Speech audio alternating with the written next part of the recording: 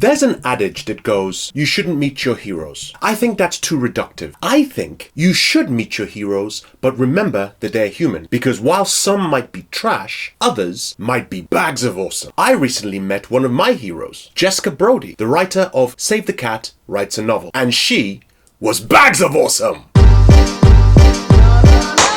Hi, I'm Marcus, and I'm the idiot on the writer's block. If you're new to the channel, I, the idiot, ask experts for tips on how to write, publish, and promote my first fiction novel. Click here to see a playlist of all the previous questions I've already asked on the writer's block. And by the time you watch this video, I would have released the first book in my graphic novel series, Culliver Chronicles. It's called Call 1-800-Kill-A-Guy. Book 1. It's the first from a neo-noir graphic novel series which I have written and was illustrated by Sublime Studio. If you want to see a book trailer for the book, click this link right here. And I'd deeply appreciate it if you liked, shared, and subscribed to this channel for more tips on how to write, publish, and promote your first fiction novel. Now, I was saying I met one of my heroes, Jessica Brody. She had teamed up with the Save the Cat group to pen Save the Cat Writes a Novel, a book which in part gives a template which allows you to structure your novel. Jessica also announced recently that she is releasing Save the Cat Writes a Novel, the YA edition. So obviously I've got to get that book so I can prepare for when I start to write a YA novel, which might come soon. After Atticus the Mighty though. But what am I doing? I'm the idiot. I'd rather let the expert talk more about Save the Cat Writes a Novel. So I threw her on the writer's block. Who are you and what is Save the Cat Writes a Novel all about? And here's Jessica Brody to tell us more about Save the Cat as well as a number of other projects that she's been working on. Hi, I'm Jessica Brody, author of Save the Cat Writes a Novel. I'm also a novelist. I've written books like 52 Reasons to Hate My Father, the Unremembered trilogy, the System Divine trilogy, A Week of Mondays, I Speak Boy, a lot of them.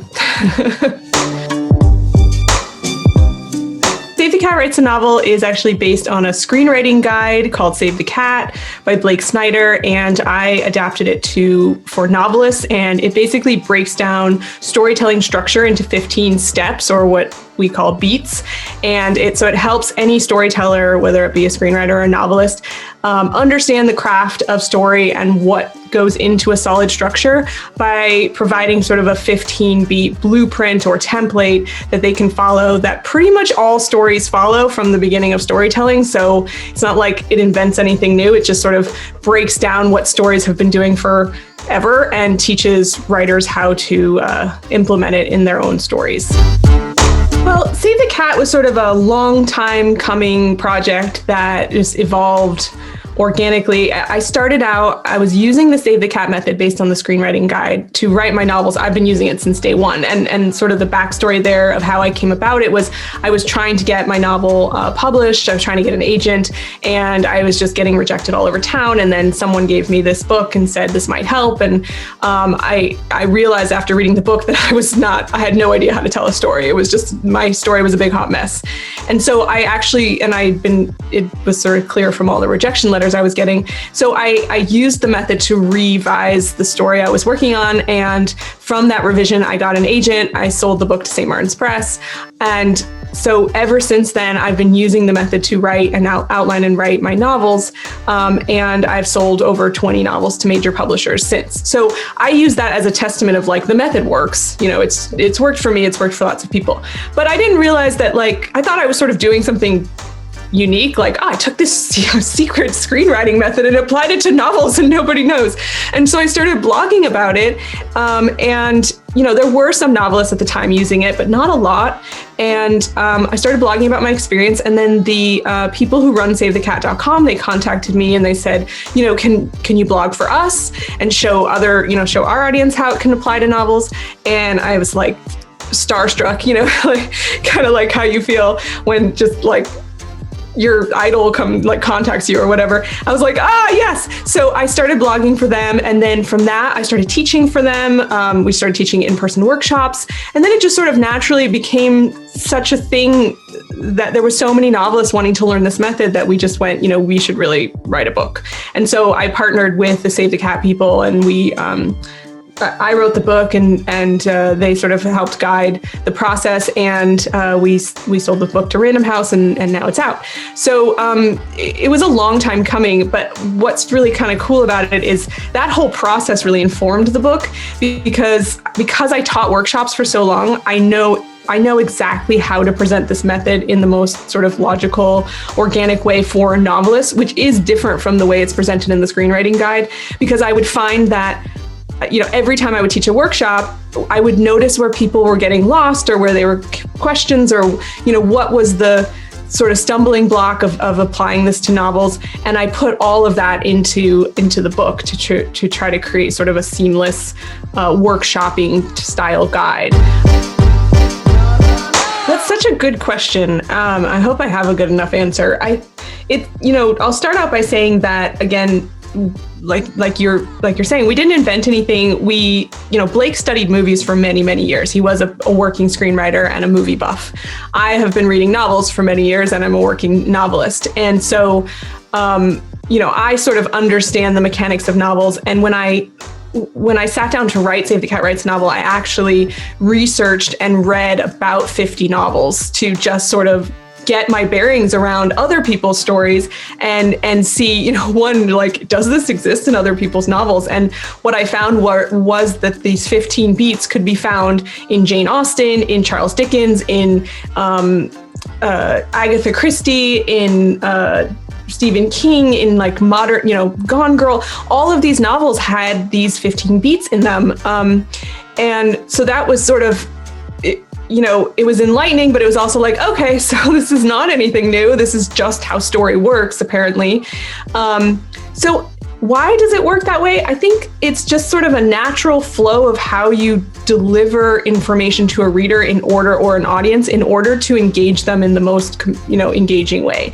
And that is all about the way that you set up worlds, the triggering events that create drama, that create conflict, the kind of, the way that heroes need to be proactive when they venture off in order to keep the reader's interest, the way that the midpoint needs to up the stakes in order for the reader to go, okay, now I can sit through now I'm willing to read through the rest of the second half of this because everything's changed now. So I think it's all about audience attention. And honestly, this probably dates back to when we sat around campfires and told each other stories verbally. And there was just sort of a pattern in the way we would tell them in order to keep people engaged and listening. So I think it's just kind of it's sort of followed us along in our evolution until today when we're writing, whether we're writing like a blockbuster film or we're writing a novel or a podcast, whatever kind of story medium we're using.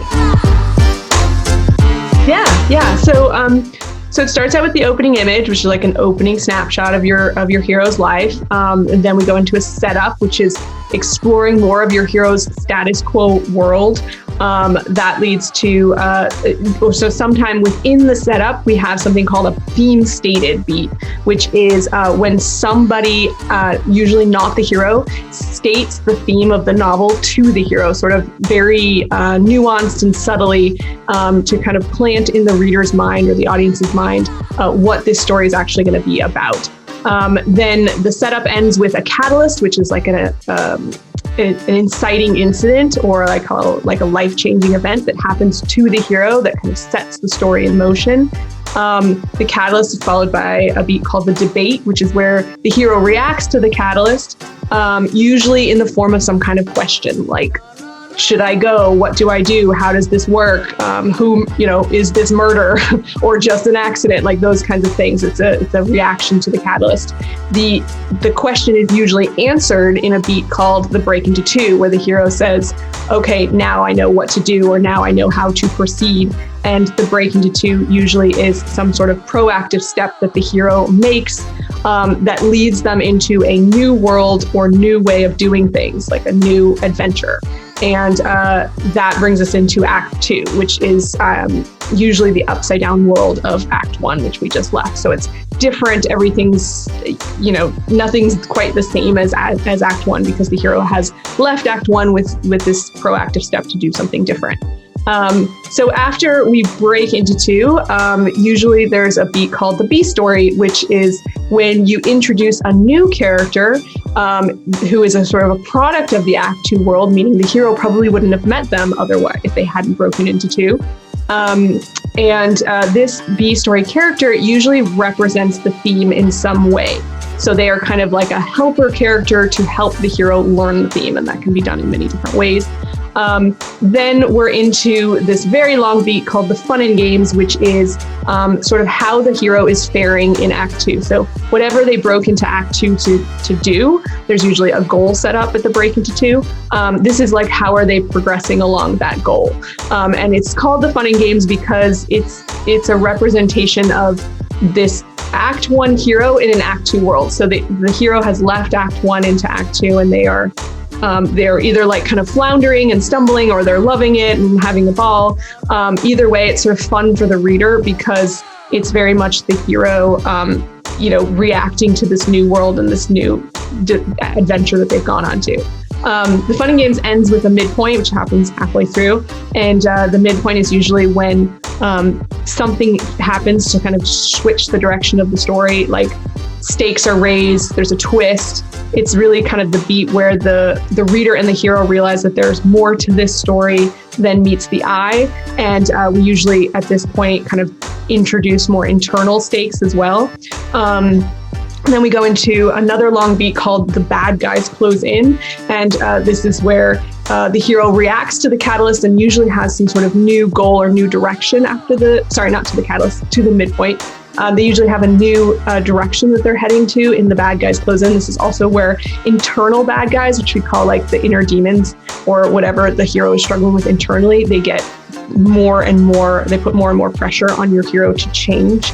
That ends in the all is lost beat, which is where is a low point where the hero feels like all has lost. They're reached some sort of rock bottom sense of defeat. There's usually around this beat something called a whiff of death, which is basically that something dies in this moment. It can be a person, a pet, a mentor, an idea, a relationship, a project, like something sort of dies here. And the reason that something dies is because in order to be reborn as a transformed hero, something must die. So the all is lost hits, and then it's followed by a beat called the dark night of the soul, which I call the wallowing beat. It's where the hero reacts to the rock bottom and sort of wallows in their despair and defeat. But the dark night of the soul ends with some kind of epiphany that leads to the beat called the break into 3. And that's when the hero realizes what they have to do to not only fix all of the problems that have been created in Act 2, but also, more importantly, to fix themselves. So this is kind of where their epic character transformation is complete, or at least the beginning of that completion. And they usually, in some sort of new goal or idea is introduced here that the hero has to now tackle or accomplish. And they do that in the finale beat, which is pretty much the last third of the novel. I'm guessing 20% of the novel is the finale beat, where the hero has to do all of the things that they have set out to do in the break into 3. And it ends with the final image, which is a mirror to the opening image at the beginning, where we show a final snapshot of who the hero is after this epic transformation and how much they have changed because of it. Well, I Speak Boys is actually my next novel. It comes out in May, I think May 2nd or 3rd, I forget. And it is a middle grade novel, meaning it's for ages like about 9 and up, like 9 to 12-year-olds. It's a fun story about a girl who's really tired of boys being so cryptic, because, in middle school, you can't understand boys. I don't know, maybe I don't understand boys today. I'm not in middle school anymore. But anyway, she's really tired of boys being so cryptic and not saying what they mean and not being able to understand them. And then she wakes up one morning with a magic new app on her phone that is called I Speak Boy, and it is a translation app for boys. So it actually takes what boys are saying and translates it into what they really mean. So you could think of it like Google Translate, but for the language of boys. And so she decides to use this app to better the lives of all the girls in her school by basically deciphering all of the boys in the school. And it just ends up super fun, but also lots of problems ensue from there. So that's the book that comes out next after I Speak Boy. It comes out in August, and it is the final installment of my sci-fi trilogy, which is also a space opera called the System Divine trilogy. And it started with Sky Without Stars, and then last year, Between Burning Worlds, the second book came out, and then this year, the final book called Suns Will Rise comes out, and is actually a sci-fi retelling or reimagining of Victor Hugo's classic Les Miserables, but set in space in the future. And I co-wrote it with a very talented friend of mine named Joanne Rendell, and we are just so thrilled for people to finally read the ending that comes out this year.